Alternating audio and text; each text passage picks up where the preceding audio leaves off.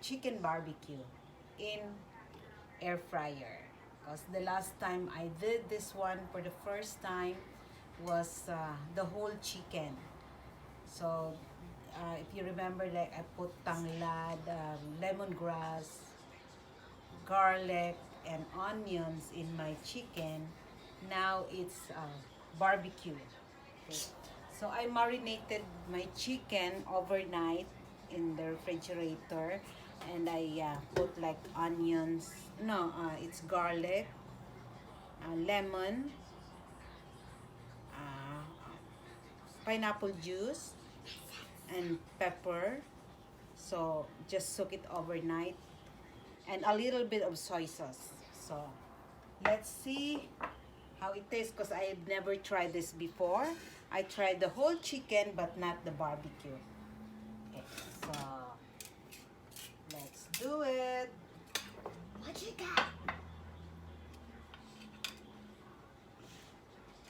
Okay, we'll see how it tastes. Okay, so I had this arranged in the base of my air fryer, and let's cook the first side for 15 minutes.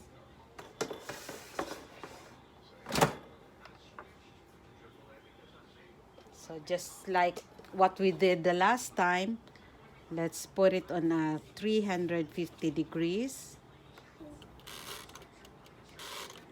for let's say 20 minutes. For 20 minutes, we'll cook this chicken for the first side and on a 250 degrees. Stay tuned. Chun. Got Okay, 57 so- for Wuwa. Okay, 20 minutes has passed.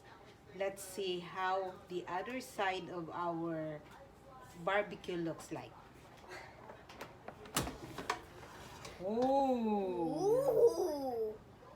it's yummy. Yeah. Okay, so let's flip it so we can set again the air fryer for another 20 minutes for the other side.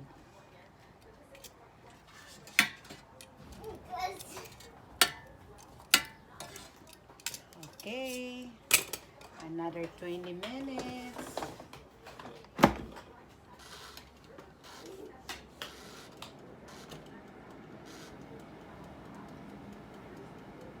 Welcome to Wuwa's Bug.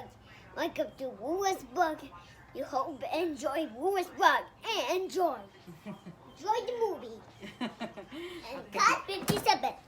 20 minutes. Oh la la. Can I see it? See the barbecue. I want to see the barbecue. Here. Oh. Yeah.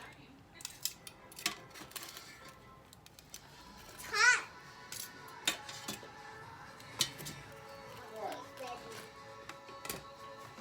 It's just perfect. Perfect. Okay, so this is now our plating with our beans, our favorite beans.